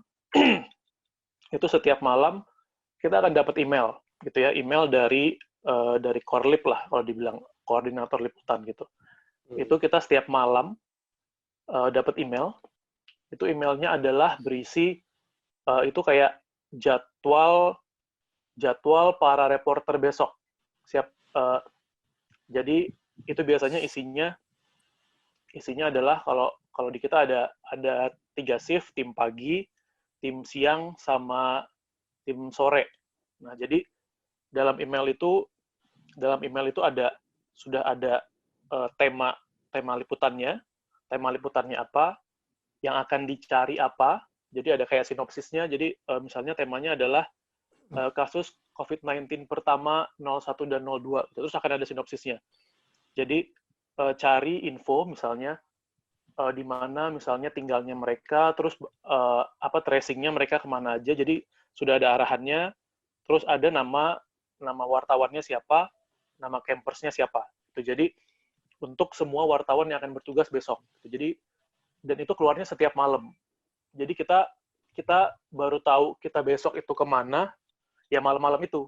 Bahkan kadang-kadang itu baru keluar jam 8, jam 9 malam. Bahkan kadang mungkin kalau ada beberapa perubahan itu bisa pernah saya dapat jam 10 pagi, jam 10 malam. Tapi biasanya ya udah saya tinggal tidur aja karena toh besok pagi juga kan tinggal dibaca, oh ya udah berarti saya hari ini kemana gitu. Terus sudah keluar jadwal di malam hari, kemudian juga biasanya sudah ada lengkap, pokoknya sampai mobilnya, sampai drivernya siapa, terus tadi timnya siapa aja, kemudian kita liputannya kemana gitu. Terus nanti ya udah besoknya datang ke kantor, jalan jam berapa sesuai sama jadwal itu. Terus nanti kalau di kita biasanya itu setiap wartawan wajib bawa kayak streaming box. Jadi streaming box ini untuk nanti kirim berita atau live. Misalnya misalnya mungkin nanti tiba-tiba ada request bahwa kita harus live report. Gitu. Jadi pokoknya kita datang paginya ke kantor, kita ketemu dulu sama kameramen, sama tim kita, terus nanti bawa alat-alat semua yang perlu dibawa apa, terus berangkat. Nah itu kita benar-benar nanti kita browsing sendiri aja kira-kira materi-materi yang kita butuh apa untuk liputan kita. Terus nanti kita bawa streaming box, terus nanti kita liputan segala macam. Kalau misalnya tiba-tiba ada request live, ya berarti kita harus live gitu. Tapi kan kita sudah bawa alat itu, jadi bisa kapanpun live ya, nggak ada alasan gitu. Terus kalau memang nggak ada live, biasanya selesai ngambil gambar, selesai kameramen itu ngambil gambar, itu kita langsung kirim videonya. Jadi benar-benar habis ambil gambar, kirim, ambil gambar, kirim, ambil gambar, kirim, buat update orang di kantor gitu. Jadi gambar yang kita kirim itu langsung masuk. Nah, nanti kalau gambarnya semua udah dikirim, itu kita tinggal bikin naskah. Kita tinggal bikin naskahnya, kalau tinggal kirim naskah, terus naskah itu kita kirim dulu ke ada bagian namanya DRO. Jadi DRO ini adalah orang yang akan memeriksa naskah kita. Gitu. Jadi dia akan ngecek naskah. Nanti kalau naskah kita sudah oke, berarti kita akan dikabarin naskah sudah hijau oke. Nah, itu baru biasanya kita udah boleh pulang. Berarti udah selesai semuanya. Dan terus karena kita sudah kirim gambar tadi, jadi sampai kantor ya udah selesai. Tinggal naruh, balikin barang, habis itu pulang. Jadi Itu news anchor dia nyari berita sendiri buat beritanya, kemudian dikirim ke kantor gitu. Enggak sih, jadi kan kalau di kita news anchor tuh ada dua ya Pak. News anchor yang tadi saya bilang ada yang liputan, ada juga news anchor yang sama produksi. Produksi itu dia nyusun rundown berita gitu. Terus kalau enggak ngedit naskah, bisa ngedit video. Nah, kalau yang nyari berita pun itu belum tentu juga berita yang nanti akan dia bacain. Tuh sama kayak yang produksi juga bisa jadi dia produksi ngerjain rundown-nya program lain, bisa jadi program yang memang dia bawain juga. Itu sih tergantung. Oke. Jordi gimana? Berarti news anchor juga cari berita ya? Saya kira kan cuma buat baca berita aja tuh. Wah, nyari berita ternyata rupanya. Enggak, sekarang kayaknya kantor-kantor kan nggak mau rugi ya. Jadi kalau mungkin yang mau jadi news anchor jangan berharap kalau nanti jadi news anchor cuma siaran aja gitu. Kecuali mungkin udah senior, misalnya sekelas mungkin siapa ya, Rory Asari atau Tommy Cokro ya mungkin bisa. Tapi biasanya mereka juga pegang jabatan. Gitu, misalnya jadi eksekutif produser. Jadi mereka akan lebih bertanggung jawab misalnya sama kualitas programnya. Misalnya dia yang akan nentuin isu-isu yang mau dimainin di program itu apa aja. Gitu. Jadi biasanya dia yang rumusin menu-menunya. Jadi misalnya hari ini kita mainnya apa gitu. Misalnya mainnya tetap corona terus apa gitu-gitu sih. Tapi nggak ada yang news anchor yang siaran belum. Rizky, saya punya pertanyaan, mungkin teman-teman juga pengen tahu gimana caranya bisa jadi news anchor, kualifikasinya kayak apa, terus apa yang harus dipersiapkan? Yang pasti kalau cara yang paling gampang adalah ya jadi reporter dulu. Reporter lapangan? Jadi reporter lapangan. Tapi sekali lagi itu juga nggak ada yang bisa memprediksi berapa tahun jadi reporter sampai akhirnya bisa jadi news anchor gitu. Kalau misalnya memang mungkin bagus bisa cepat. Mungkin bisa setahun atau 2 tahun itu kalau memang dilihat bagus itu biasanya akan dikasih kesempatan gitu. Tapi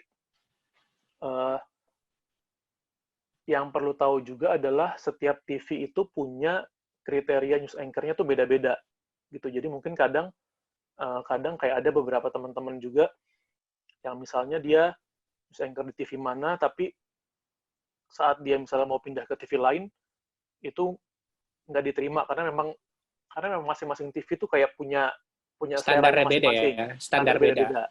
Kayak misalnya kalau di Metro TV itu kalau tahu Metro tuh lebih ke Arab sama Chinese. Itu itu yang disukain sama Metro. Jadi muka Arab, Chinese, muka Jawa gini nggak ketemu ya, nggak dapat muka Jawa kalau gini. Muka Jawa di TV lain mungkin ada. Jawa Pos kali ya. Oh iya karena Jawa ya. Ya Jawa Pos. Jadi gitu terus, sih Pak. Jadi paling gampang ya jadi wartawan dulu. Jadi jurnalis lapangan, dan ini biasanya juga nggak gampang, berat. Biasanya kalau di tahun-tahun awal itu kalau nggak dilempar keluar kota, kalau nggak akan apa ya, pokoknya ke lapangannya bakalan sering, terus untuk cari berita-berita yang biasanya kurang-kurang enak. Pokoknya ya namanya anak baru sih biasanya ya akan disiksa dulu lah kasarnya. Oh gitu ya. Jadi nggak gampang. Pokoknya itu pertama. Terus kalau yang kedua ya ada beberapa option lain kayak saya dulu sebenarnya. Saya dulu jadi anchor freelance dulu di TVRI DKI Jakarta. Gitu. Jadi memang kalau di sana tuh siaran aja pulang gitu. Bahkan kita nggak bikin berita, kita nggak ngecek rundown, jadi benar-benar cuma datang, make up, siap-siap, terus dikasih naskah, udah bacain berita pulang gitu. Nah, dulu beruntungnya saya bisa mulai dari situ, jadi seenggak-enggaknya saya udah punya pengalaman duluan untuk siarannya. Jadi tahu kayak ya kalau siaran tuh harus ya tahu lah misalnya cara intonasi, terus cara di depan kamera biar nggak grogi, karena nggak gampang juga, bahkan untuk baca prompter aja kalau yang nggak biasa itu akan kagok pasti, padahal tinggal baca doang gitu. Tinggal baca doang ya. Padahal di lab gitu, udah ada teleprompter. Di apa? Di lab sudah ada teleprompter. Wih, canggih, dulu saya belum ada. Makanya nanti diajarin lah nanti teman-temannya nih. Boleh. Tapi oh iya, boleh Pak. Kan rencana kita itu. Jadi Oke. apa lagi ya? Mungkin bergeser ke Satria. Oke, Sat. Ya kita tahu lah, Net TV itu kan masuknya aja bergelombang kan, yang masuk beribu-ribu, yang diterima cuman berapa gitu kan. Nah, kalau nggak salah, lo kan ikut angkatan berapa gitu ya? Yang ikut wajib militer ya? Wajib militer, lo ikut wajib militer juga nggak? Oke, cerita aja lah pengalaman lo masuk Net, terus ini yang biasanya ditanyakan dari teman-teman, gimana caranya nembus kerja di Net gitu loh. Oke, dari pengalaman saya awal aja kali ya Pak, biar mereka punya gambaran lah ya. Ya, gambaran juga. Oke, siap. Tadi yang pertama, mungkin saya akan paparin secara umum aja ya. Kalau di Net TV sendiri ada bagian memang MDP ya namanya ya, Media MDP. Development Program. Nah, kemarin itu terakhir sampai MDP 5. Terus sebenarnya kalau untuk kayak Mas Rizky itu ada namanya Net Academy dulu untuk jadi presenter. Kalau di sana kan news anchor. Kalau di kita Net Academy namanya. Net Academy. Kalau tahu Mayfri Sari, terus kayak Mayfri. Ya, Mbak Mayfri itu salah satu Net Academy dulu. Nah, kalau di saya sendiri sih Pak, waktu itu kebetulan MDP 6 belum ada ya, hingga saat ini belum dibuat lagi MDP 6. Nah, akhirnya saya masuk dari jalur reguler. Jadi ada dua nih, MDP sama jalur reguler. Nah, dan saya masuk di jalur reguler. Reguler. Keselio lidah saya. Udah lapar kayaknya. Puasa maaf. Nah, cuman lucunya sebenarnya sini agak rezeki juga sebetulnya pertama. Dulu saya sempat pengen magang di TVRI. Mas Rizky jadi saksi hidupnya. Mas Rizky, saya mau magang di TVRI. Kata Mas Rizky, jangan, kurang pengalamannya karena gitu. Orang tua semua ya. Iya, akhirnya coba nyari kan di Net TV. Dan alhamdulillah saya memang butuh, dari awal itu memang kita harus punya link sih. Yang pertama kenapa saya bisa tembus di Net TV itu saya punya link. Dan link itu kita yang bangun dan kita yang ciptakan. Bagaimana cara menciptakan link? Harus punya integritas yang tinggi. Dari sekarang dibangun. Terus yang kedua itu, jadilah orang baik. Tuh. Jadilah orang baik yang, ya pokoknya jadi helper lah ibaratnya. Kalau saya bisa bantu, saya akan bantu kayak gitu. Itu 2 poin yang perlu diperhatikan sih. Kalau mau tembus menjadi seorang kader asik di Net TV. Gitu. Seperti itu. Kemudian terus saya kan masuk di Net TV itu sekitar sebenarnya dari 2017 ya Pak, saya di Net TV ketika magang memang sudah minta di extension terus sampai 6 bulan. Cuman karena waktu itu saya masih skripsi, akhirnya saya skripsi dulu deh Pak. Nanti mungkin setelah skripsi saya boleh langsung kerja. Waktu itu langsung keterima kerja saya karena memang dilihat integritasnya yang cukup baik dari sayanya sendiri. Seperti itu. Tapi kalau untuk proses secara mendasar dan secara umum sih memang yang pertama kirim CV dulu ya. Yang pertama kirim CV ke kita di karir.netmediatama.co.id.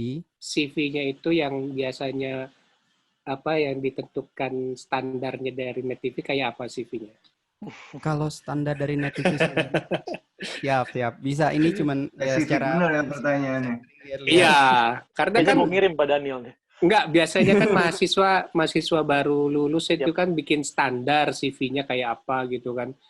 Nah, biar lebih speak up di CV-nya itu kayak apa standarnya di Net tuh? Kalau di Net sendiri sih harus sesuai dengan require-nya masing-masing. Misalkan kalau ini kebanyakan mahasiswa broadcast ya, Pak. Atau kebanyakan misalkan di pertelevisian kan juga butuh editor. Yang pertama itu butuh editor kalau memang untuk ininya ya, program produksinya ya. Editor, terus campers yang suka kamera, terus VJ, video jurnalis itu yang suka kamera-kamera, terus tim kreatif, tim PA yang suka nulis, itu semuanya sudah diatur. Jadi misalkan teman-teman ingin menjadi seorang editor.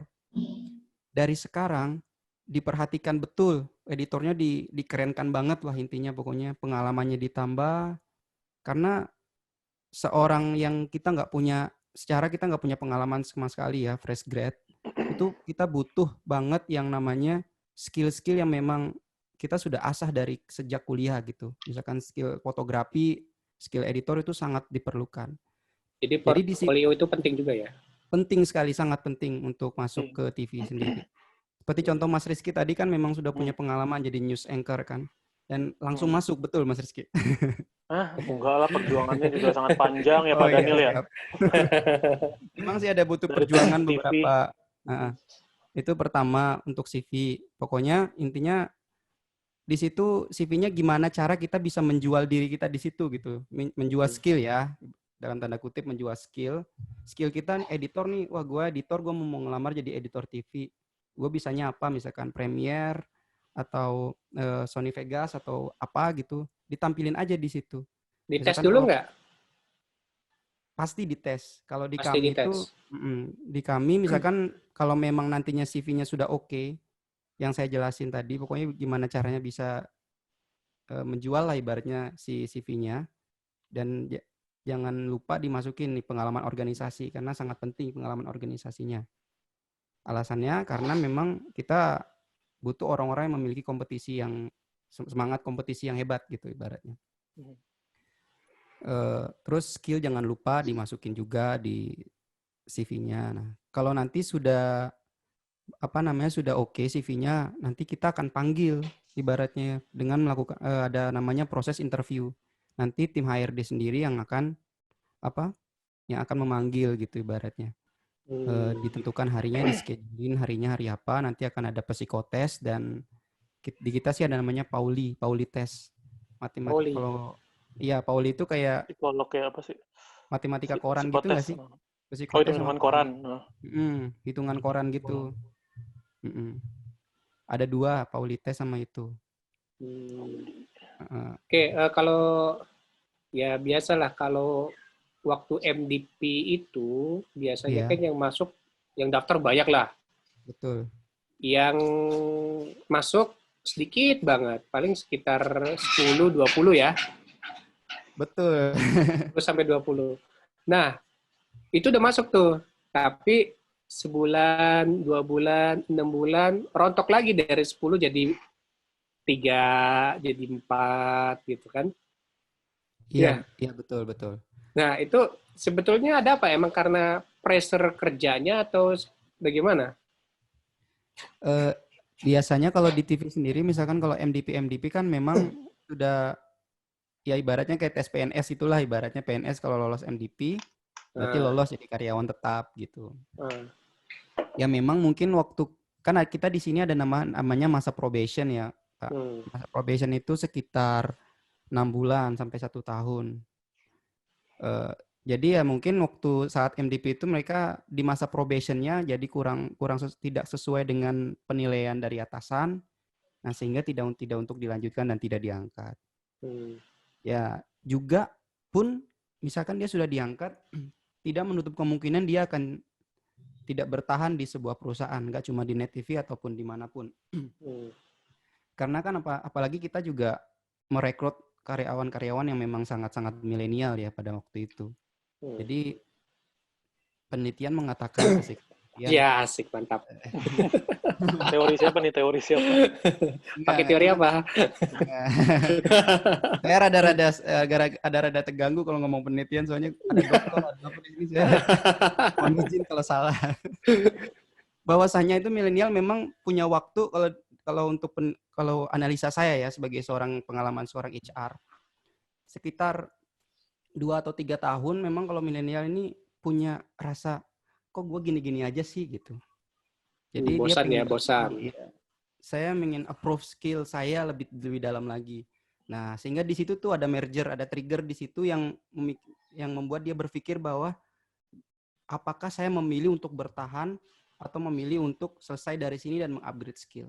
Dan kebanyakan yang waktu itu teman-teman saya memang yang coba untuk tidak di net lagi, dia lebih ikut ke kayak artis, tahu Grete, mungkin Grete Agatha, itu ada teman saya di situ, dia seorang VJ News dulu, sekarang jadi tim produksinya Grete. Nah, dia lebih mengupgrade skill di situ karena dia dirasa gue di sini nih, passion gue nih gitu. Ada juga yang sekarang sedang kuliah di Belanda apa Jerman gitu. Banyakin sih kayak gitu sih Pak, alasannya kenapa ada yang rontok, ada yang apa. Oke, teman-teman ada pertanyaan lain? Ada pertanyaan teman-teman? Sepi nih. Udah kemana ini? Boleh nanya lagi Pak? Hilal. Waktunya tidur. Hilal. Iya Pak. Oke, Hilal. Ini sih mau tanya khusus untuk dunia jurnalis ya Pak. Oke, jurnalis. Masih seputar yang COVID ini. Nah, kan sekarang ini lagi PSBB ya. PSBB. Nah, PSBB ini kan ketatnya luar biasa kan. Akses keluar masuk dari kota satu ke kota yang lainnya kan itu susah banget gitu ya. Nah, sedangkan untuk jurnalis harus selalu menyampaikan informasi kan. Nah, kalau misalnya untuk khususnya di Indonesia, untuk daerah-daerah terluar yang jangkauannya mungkin susah, apalagi kan bandara ditutup gitu. Nah, gimana caranya untuk bisa menyampaikan juga kondisi yang terjadi di daerah-daerah terpencil yang di luar Indonesia di luar, kayak contoh Papua, untuk masalah COVID ini sih Pak. Oh, biasa. Terima kasih Pak. Jadi bagaimana memberitakan khususnya di daerah-daerah terpencil gitu ya? Kebijakannya seperti benar, apa? Oke, dari jurnalis gimana caranya lah gitu. Oke, mungkin Rizky. Ya, jadi sebenarnya sih kalau kayak kita biasanya kalau TV itu kan punya biro daerah gitu ya. Ada biro-biro daerah. Dan memang sebelumnya pun walaupun kita sudah ada biro daerah, memang biasanya kadang untuk misalnya keperluan live report itu kadang kita dari pusat juga tetap datang. Nah, pokoknya kalau di tempat saya sih dari memang bulan Maret itu pertama sudah dinyatakan bahwa nggak akan ada tugas keluar daerah dan tugas keluar negeri gitu selama masa pandemi. Jadi memang benar-benar kita pure ngandelinnya sekarang dari biro-biro daerah. Jadi kalau kayak di Papua kita sudah ada kontributor di sana. Jadi ya kita mengandalkan informasi dari dia gitu. Tetap tentunya dengan standar peliputan kita gitu sih. Terus kalau misalnya kita yang di Jakarta sendiri, saya pun kemarin sudah antisipasi juga kalau nanti takutnya teman-teman yang masih kerja nanti takut ada kendala, jadi memang kita kemarin sudah dibikinin stiker untuk kendaraan, ada logo CNN, terus sama dibuatkan surat juga, surat jalan dari kantor. Jadi memang sudah antisipasi pokoknya kalau nanti takut-takut kita misalnya mungkin di stop di jalan gitu-gitu. Kayak gitu sih. Oke, Hilal. Gimana Hilal? Oh iya, siap Pak. Ya, siap. Jelas Pak. Oke. Dari teman-teman lain? Terima kasih. Ya, sama-sama. Oke, dari teman-teman lain ada lagi? Ini cowok semua yang nanya ya? Iya, cowok semua. Ceweknya kemana ya? Oke. Ini pada masak kolak kali, Pak. Iya, masak kolak. Udah jam 3 juga sih. Oke, mungkin ya sebelum kita mengakhiri diskusi kita, mungkin Satria katanya mau ada giveaway. Ya. Jadi? Jadi dong. Sih, mantap. Oke, silakan teknisnya gimana Satria, dari semua pertanyaan yang dilontarkan, kira-kira siapa yang berhak mendapatkan giveaway? Silakan Sat.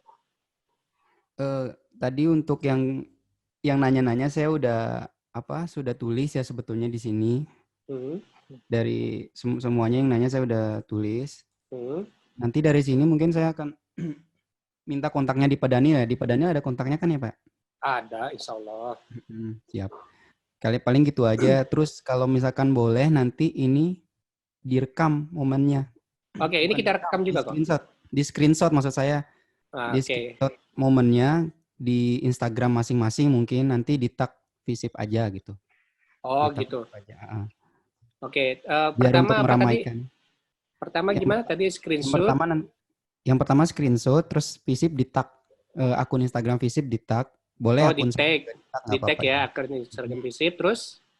Akun saya juga nggak apa-apa kalau mau di tag, kalau enggak apa-apa. Promo langsung. Mantap. Benar. Oke, Satria nih YouTuber juga dia, cover lagu-lagu di YouTube. Ya hanya untuk sekedar iseng aja. Konten kreator gitu. Oke gitu. Nanti nama-namanya bisa di share atau mau diumumin? Nanti Japri ya. Saya share aja deh di Bapak, di Pak Daniel. Oke, ada nanti namanya ini ada beberapa orang sih yang saya sudah pilih namanya.